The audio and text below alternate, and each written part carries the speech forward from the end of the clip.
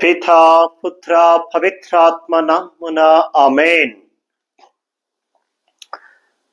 ఈనాటి దేవుని మాట లూకా శుభవార్త 8వ అధ్యాయములో 19వ వచనము నుండి నాటి సువిశేష వాక్యమును చదువుకుందాం. యేసు తల్లియు సోదరులను ఆయన యొద్దకు వచ్చిరి. జనులు క్రిక్కిరిసి ఉండుట వలన ఆయనను కలుసుకొనలేకపోయిరి. నీ తల్లియు సోదరులను నీతో మాటలాడుటకై వెలుపల వేచి ఉన్నారు అని ఒకరు చెప్పిరి. అందుకు యేసు వారితో, దేవుని వాక్కును ఆలకించి పాటించువారే నా తల్లియు నా సోదరులు అని పలికెను. దేవుని యందు విశ్వాసం ఉంచి వాక్యమును వింటున్నటువంటి బిడ్డలారా, ఈనాడు మనము చూస్తున్నటువంటి యొక్క వాక్యములో రెండు విషయాలు మనము గుర్తు పెట్టుకోవాలి, నేర్చుకోవాలి. మొదటిగా, యేసు ప్రభు ఉన్న స్థలానికి ఆయన తల్లియు సోదరులు వచ్చినట్లుగా వాక్యము బోధిస్తూ ఉంది. ఇక్కడ మనము గుర్తు పెట్టుకోవలసింది, సోదరులు అంటే సొంత అన్నదమ్ములనే కాదు అర్థం. పెదనాన్న, పెద్దమ్మ, చిన్నాన్న, చిన్నమ్మ కొడుకులు ఎవరైనా కజిన్స్ అయి ఉండవచ్చు. మరియ తల్లితో పాటు వారు ప్రభుని చూడడానికి, మాట్లాడడానికి వచ్చారు అన్న సంగతి మనము గుర్తు పెట్టుకోవాలి. రెండవది, ఇక్కడ మనము గుర్తు పెట్టుకోవలసింది, వాళ్ళు వచ్చినప్పుడు యేసు ప్రభు ఏమి వాళ్ళని తిరస్కరించి, నిరాకరించి పంపివేయాల. యేసు ప్రభువు వాళ్ళని నిరాకరించారు, తల్లిని కాదన్నాడు, తల్లి వచ్చినా పట్టించుకోలేదు అని చాలా మంది అనుకుంటూ ఉంటారు. అది కాదు ప్రభు అన్నటువంటి మాటలకు అర్థం. ఈనాటి వాక్యం మనము చూస్తే లూకా శుభవార్త 8వ అధ్యాయం 21వ వచనంలో ప్రభు అంటున్నాడు, అందుకు యేసు వారితో, దేవుని వాక్కును ఆలకించి పాటించువారే నా తల్లియు నా సహోదరులు. అంటే, అయ్యా, మరియ తల్లి నన్ను కన్నందుకు మాత్రమే కాదు తల్లి అయినది, దేవుని యొక్క వాక్యాన్ని విని ఆలకించి పాటించిన వారిలో గొప్ప స్త్రీమూర్తిగా ఉన్నదయ్యా అని మరి ఒకసారి వాక్యము ద్వారా ప్రభు మనకి రోజు తెలియచేస్తూ ఉన్నారు. బిడ్డలారా, మీరు కూడా నా సహోదరి సహోదరులు, మీరు కూడా నా సహోదరి సహోదరులతో సమానం. ఇలయనగా మీరు కూడా దేవుని యొక్క వాక్యాన్ని విని ఆలకించి పాటించు క్రైస్తవ బిడ్డలుగా జీవిస్తున్నారు. మీరందరూ కూడా నా సహోదరి సహోదరులే అని మరి ఒకసారి ప్రభు మనందరికీ కూడా తాను మన సహోదరుడు అని తెలియచేస్తూ ఉన్నారు. మనందరినీ కూడా సహోదరి సహోదరుల వలె హక్కున చేర్చుకుంటానంటున్నారు. కానీ మనల్ని ఏం చేయమంటున్నాడు ప్రభు? అడుగుతున్నది ఒక్కటే, నా వాక్యాన్ని విని ఆలకించి నా తల్లి వలె మీరు కూడా పాటించండి అంటున్నాడు. నా తల్లి దేవుని యొక్క వాక్యాన్ని విన్నది, ఆలకించింది, పాటించింది. ఎలా? అమ్మా, నీవు ఒక కుమారుని కంటావు అంటే దేవుని చిత్తమే నా యందు నెరవేరాలయ్యా అంది. దేవుని చిత్తానికి తల వంచింది, దేవుని చిత్త ప్రకారం కుమారుణ్ణి కన్నది, దేవునికి తిరిగి అప్పగించింది, దైవ కార్యానికి కుమారుణ్ణి వదిలిపెట్టింది. ఎక్కడా కూడా దైవ కార్యానికి అడ్డుపడల. అందుకే యేసు ప్రభు, నా తల్లి ఎందుకింత గొప్పగా స్త్రీమూర్తి అయి ఎందుకింతగా గొప్పగా దేవుని చే దీవించబడిందయ్యా అంటే, దేవుని చిత్తం తన జీవితంలో నెరవేర్చాలని తపన పడింది, దేవుని చిత్తానికి తల వంచింది, దేవుని చిత్త ప్రకారమే జీవించింది. కాబట్టి మీరు కూడా నా సహోదరి సహోదరులు అవ్వాలంటే నా తల్లి వలె మీరు కూడా దేవుని చిత్తాన్ని అంగీకరించండి, వాక్యానుసారము జీవించండి అని ప్రభు ఈరోజు మనకి బోధిస్తూ ఉన్నారు. దేవుని నమ్మినటువంటి బిడ్డలారా, ఈనాటి వాక్యములు మనందరము కూడా గుర్తు పెట్టుకోవలసినటువంటి మాట, యేసయ్యకు మరింత దగ్గరగా ఉండాలంటే, ప్రభుని యొక్క దీవెనలు ఆశీర్వాదాలు మరింతగా మనకు కలగాలంటే ఒక్కటే మనము చేయవలసింది.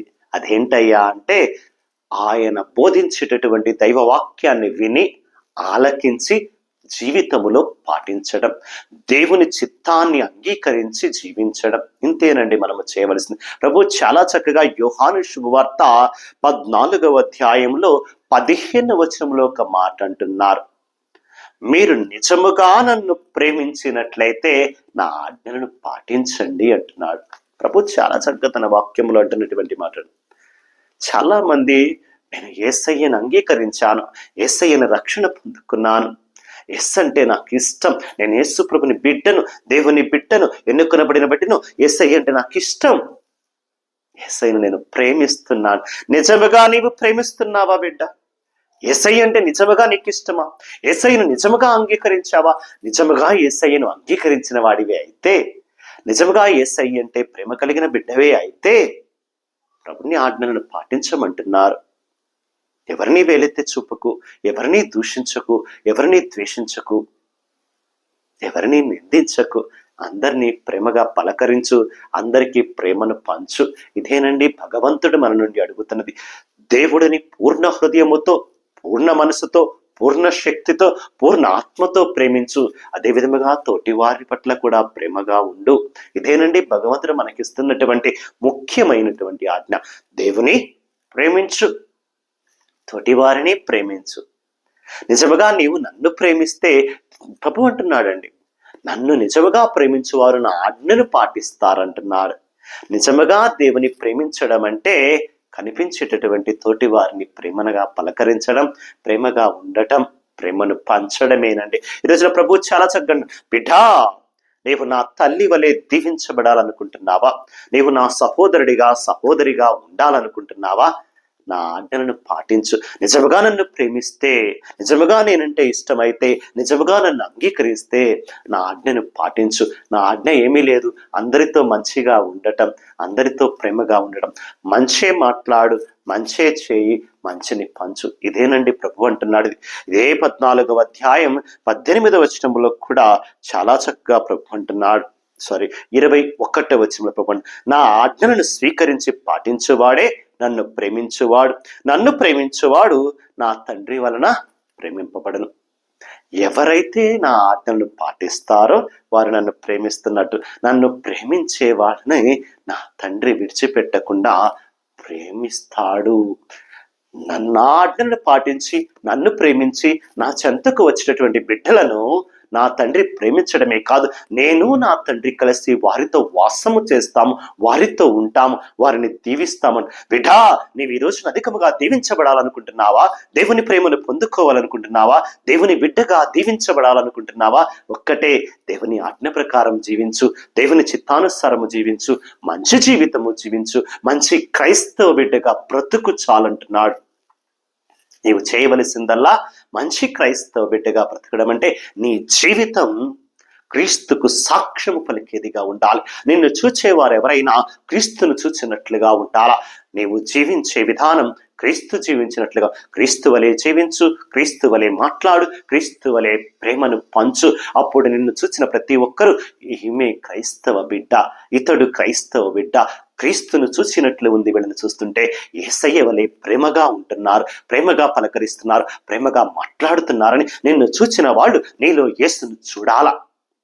నీ మాటల్లో యేసు మాటలు వినాలా, నీ పలకరింపులో యేసు పలకరింపు వినాలా, నీ ప్రేమలో యేసు ప్రేమను చవి చూడాలా.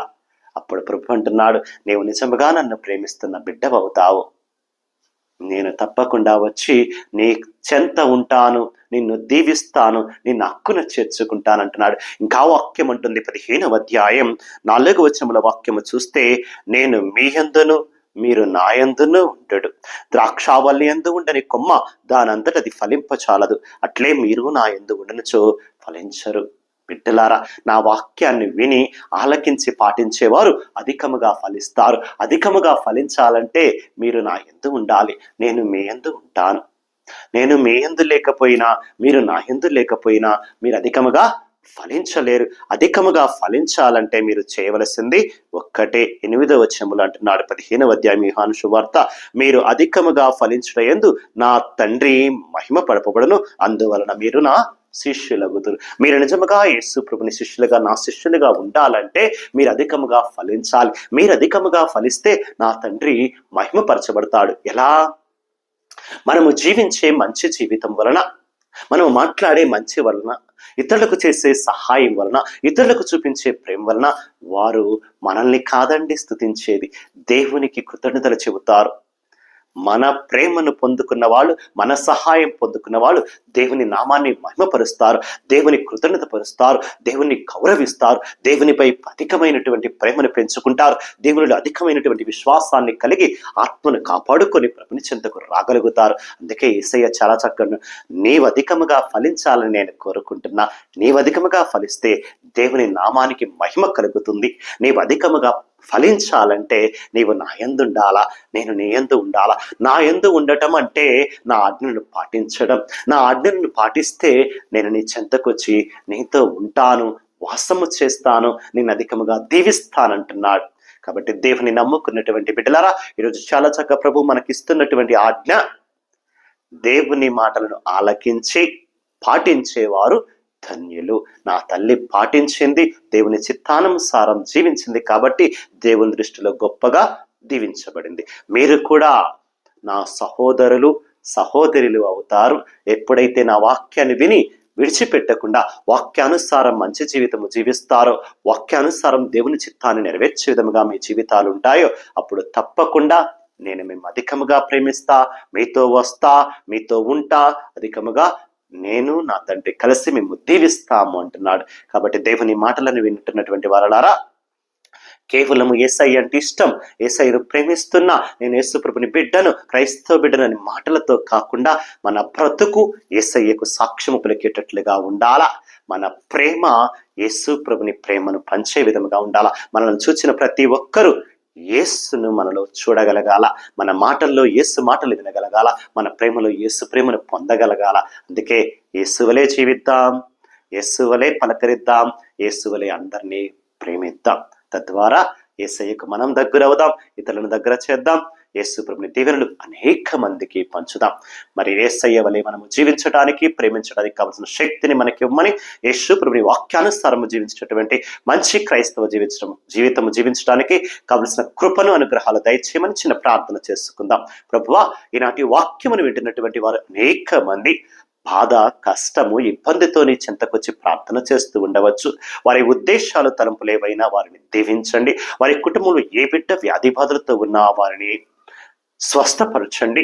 ఏ బిడ్డ అయినా నీకు దూరమైతూ, ఇదిగో నేను క్రైస్తవ బిడ్డనని చెప్పుకుంటూ క్రైస్తవ కుటుంబంలో జీవిస్తూ, ఒకవేళ నీ వాక్యానుసారము జీవించకుండా చెడు జీవితము జీవిస్తున్నటువంటి బిడ్డలు ఎవరైనా ఉంటే వారిని చెంతకు తీసుకువస్తున్నాం. వారిని ముట్టండి, తాకండి, ఆశీర్వదిస్తూ నీ కృపా దీవెన, నీ శక్తి వలన వారి హృదయం మార్చే విధముగా, మనసు మార్చుకుని మంచి జీవితము జీవించలాగున, నీకు సాక్ష్యము పలికే జీవితము జీవించలాగున, నీవలే మాట్లాడేటట్లు, నీవలే జీవించేటట్లు, నీవలే ఇతరులకు ప్రేమను పంచే విధముగా నీ కృపానుగ్రహాలు మాకు దయచేయమని యేసు ప్రభుని పరిశుద్ధ నామమున అడిగి వేడుకొనుచున్నాము తండ్రి, ఆమేన్. ప్రభువు మీతో ఉందరగాక, మీ ఆత్మతోనూ ఉందరగాక. సర్వాశక్తి గల సర్వేశ్వరుడు పితా, పుత్ర, పవిత్రాత్మ మేము మీ కుటుంబాలను భగవంతుడు ఆశీర్వదించి మీకు ఎల్లప్పుడూ ప్రభు తోడుగా ఉండి కాచి కాపాడుదురుగాక. God bless you all.